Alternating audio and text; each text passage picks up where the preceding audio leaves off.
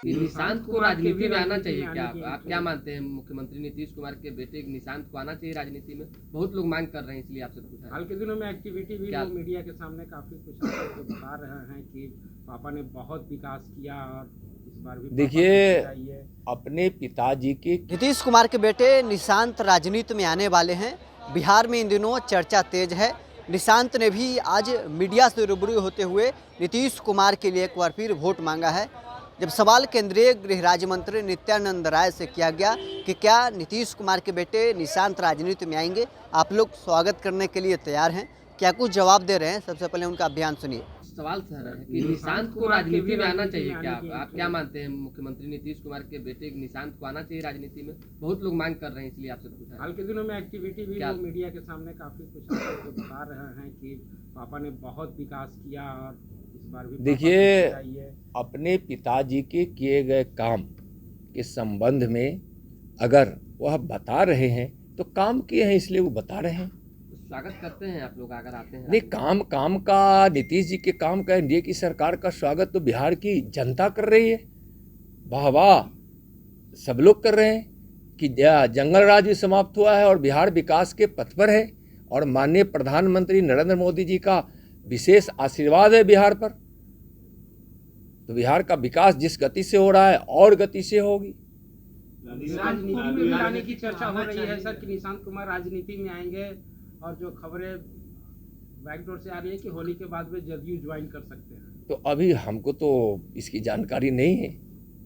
लालू यादव के बेटे तेज प्रताप यादव, उन्होंने कहा निशांत कुमार को कि आरजेडी ज्वाइन कर लेनी चाहिए। जब उनसे सवाल किया गया कि आप पॉलिटिक्स में आएंगे, निशांत कुमार को कहते हैं कि आरजेडी ज्वाइन कर लेना। अब कौन क्या किसको बोले हैं, जिस विषय पर जिसको जानकारी नहीं हो उस पर वो क्या मैं बोलूं, जानकारी नहीं इसकी। स्वागत करते हैं सर राजनीति में? और यह बात है ना कि राजनीति में स्वागत विकास का बिहार की जनता कर रही है। बिहार के मान सम्मान बढ़ा है, उसकी स्वागत जनता कर रही है। बिहार की जनता कल भागलपुर में भूतों न भविष्यति वाले शानदार जानदार स्वागत जो हमारे प्रधानमंत्री जी का हुआ है, उसकी चर्चा लोग कर रहे हैं, उसका स्वागत कर रहे हैं, उस स्वागत का स्वागत कर रहे हैं। सवाल ही नहीं है, सुपड़ा साफ हो जाएगा। इस बिहार की जनता जंगल राज को देखी है, अपराधियों के उस साम्राज्य को देखी है कि अपराधी खुलेआम अपराध करते थे, खुलेआम घूमते थे और उस पर कोई कार्रवाई नहीं होती थी। और जब मन होता था अपराधी लालू जी के मंत्रियों के और विधायकों के आवास पर आकर शरण लेते थे, अपहरण की पंचायत होती थी। और मैं तो यहाँ तक कह रहा हूँ, जो उनके ही साले साहब बोले हैं कि उस प्रकार की पंचायती भी सीएम हाउस से हुआ करता था। तो यह जग जाहिर है, जनता विकास चाहती है बिहार की। भरोसा है नरेंद्र मोदी जी पर, भरोसा है बिहार के एनडीए की सरकार पर, एनडीए के बिहार के मुख्यमंत्री पर। तो फिर बिहार में जो भय का वातावरण था वह सब समाप्त हुआ है। तो लोग विकास चाहते हैं, अपने बच्चों का उज्जवल भविष्य चाहते हैं और यह उज्जवल भविष्य और विकास और बिहार को सम्मान एनडीए की सरकार देगी। इसलिए कि भरोसा है मोदी जी पर, भरोसा है बिहार में एनडीए के मुख्यमंत्री पर। सर, नीतीश कुमार के बेटे निशांत ने अपील की है कि एनडीए नीतीश कुमार को ही 25 में मुख्यमंत्री का चेहरा घोषित करे। उन्होंने बिहार में काफी विकास किए हैं। क्या बताएं सर? उन्होंने अपील की है कि 2025 के लिए मुख्यमंत्री चेहरा नीतीश कुमार को ही घोषित किया जाए एनडीए की ओर से। आप एनडीए के लोग आज हमारे नेता के रूप में नीतीश जी हैं, एनडीए के नेता हैं और हम उनके नेतृत्व में चुनाव लड़ेंगे। देखिए,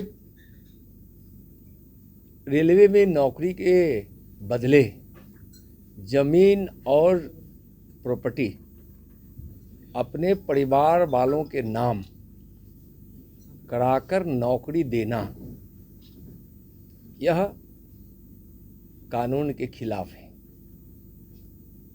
और जब भ्रष्टाचार आप किए हैं, आप नौकरी के बदले जमीन लिए हैं, यह जग जाहिर हो चुका है। कोई व्यक्ति अगर यह समझ ले कि हम कानून से ऊपर हैं तो शायद वह उसका भ्रम है। जब आप भ्रष्टाचार किए हैं, घोटाला किए हैं,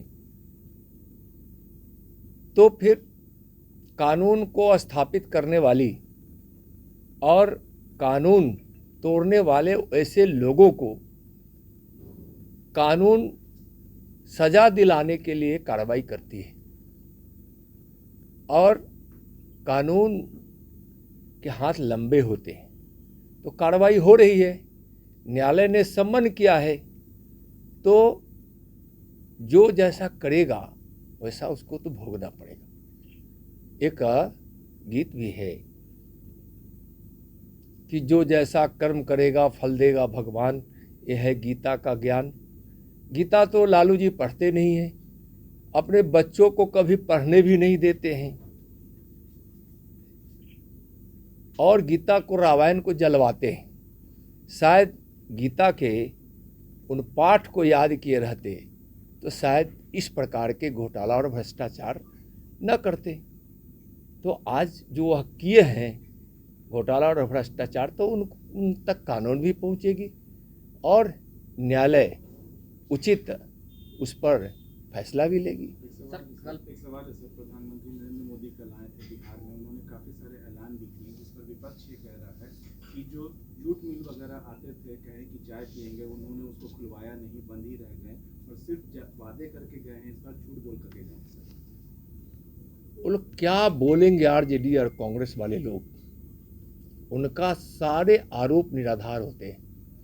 15 वर्षों के उस जंगल राज में और अपराधियों के उस साम्राज्य में जो आरजेडी और लालू जी के ज़माने में स्थापित हुआ था, उसके भय से लोग यहाँ पलायन भी किए और कोई भी उद्योग लगाने के लिए यहाँ तैयार नहीं हुआ। धीरे धीरे वह वातावरण ठीक हुआ है, माननीय प्रधानमंत्री जी पर भरोसा करके, मुख्यमंत्री जी पर भरोसा करके, और आज उद्योग लगाने के लिए बिहार में माहौल बना है और लोग आ भी रहे हैं। सर, जिस तरह से सम्मन जारी हुआ है, आरजेडी के लोग कह रहे हैं सर, नीतीश कुमार, हाँ बताइए। जिस तरह से सम्मन जारी हुआ है, आरजेडी के लोग कह रहे हैं कि चुनाव आने वाला है और इसलिए जो है सबको परेशान किया जाता है, अब सीबीआई ईडी लगा करके लोगों अच्छा, को कैसे उनको बताया जाए? क्या कोई आज उन पर कानून कार्रवाई कर रही है? यहाँ चारा घोटाले पे भी उन पर कार्रवाई हुई। बहुत ऐसे घोटाले हुए हैं, बिहार तो घोटालों के लिए बदनाम राज रहा है। उस लालू जी के 15 वर्षों के शासन काल में, और आज लालू जी के ही पथ पर, यानी कि भ्रष्टाचार का चादर ओढ़कर लगातार गरीबों के खून पसीने की कमाई को लूटने के लिए तत्पर तेजस्वी जी भी उनका अनुसरण कर रहे हैं। तो पहले भी यहाँ चारा घोटाला हुआ, अलकतरा घोटाला हुआ, वर्दी घोटाला हुआ, दूध घोटाला हुआ, और दूध भी वैसे समय में जब बाढ़ के समय बच्चे भूख से मर रहे थे, तड़प रहे थे। कितने बच्चों की मौत अपनी माँ की गोद में आंचल में हो गया, लेकिन उनको अमूल दूध का डब्बा उनको आरजेडी की सरकार, कांग्रेस की सरकार उस समय जाने नहीं दी, लालू जी जाने नहीं दिए और कई बच्चों की उस समय मौत हुई। तो इस प्रकार घोटाला होते रहा है यहाँ उनके शासनकाल में। तो वह अपेक्षा करते हैं कि हम कानून से बड़े हैं, तो यह तो नहीं हो सकता। और कोई इन पर आज कार्रवाई हो रही है ऐसा नहीं है। मैं एकदम स्पष्ट रूप से कहना चाहता हूँ, जिस समय लालू जी पर सीबीआई गठित हुई, सीबीआई को केस सौंपा गया, उस समय दिल्ली में सरकार किसकी थी? उस समय नरसिंहा राव जी की सरकार थी, पीवी नरसिंहा राव जी की। उसके बाद उन पर चार्जशीट हुआ, जेल गए। उस समय किसकी सरकार थी? देवगौड़ा जी की सरकार थी और गुजराल जी की सरकार थी, जब उन पे चार्जशीट हुआ और जब जेल गए उस समय दिल्ली में किसकी सरकार थी? कांग्रेस की सरकार थी। बिहार में उनकी सरकार थी। तो यह आरोप लगाना उनका निराधार है। कानून सबसे ऊपर है। सत्ता किसी की भी हो, आदमी चाहे कितना भी बड़ा हो, कानून का हाथ वहाँ तक पहुँचता है। और आज माननीय प्रधानमंत्री आदरणीय नरेंद्र मोदी जी के नेतृत्व में आप देख रहे हैं 11 वर्ष बीत गए, भ्रष्टाचार के एक आरोप नहीं लगे। कोई भी ऐसी एजेंसी जो कानून को स्थापित करने के लिए और अपराध करने वाले घोटाला बाजों के विरोध अगर कोई कार्रवाई की जाती है, उसका हाथ वहाँ तक पहुँचता है, चाहे वह कोई भी हो। आज केंद्र की सरकार उसमें हस्तक्षेप नहीं करती, इसलिए कि कानून अपना काम करती ही है और कानून अपना काम करती ही रहेगी। तो उनका यह आरोप लगाना कि अब ईडी या सीबीआई या किसी भी वैसी एजेंसियों का दुरुपयोग किया जा रहा है, वह गलत है। तो भी आपने सुना बीजेपी के वरिष्ठ नेता और केंद्रीय गृह राज्य मंत्री नित्यानंद राय नीतीश कुमार के बेटे निशांत की राजनीति में एंट्री को लेकर क्या कुछ जवाब दे रहे थे। साथ ही उन्होंने लालू परिवार पर निशाना साधते हुए कहा कि जैसा कर्म कीजिएगा वैसा ही फल भोगना पड़ेगा। लालू परिवार पर जमकर निशाना साधते हुए नित्यानंद राय क्या कुछ कह रहे थे वो भी आपने सुना है। बहरहाल इस खबर में इतना ही। आप बने रहे न्यूज़ 4 नेशन के साथ।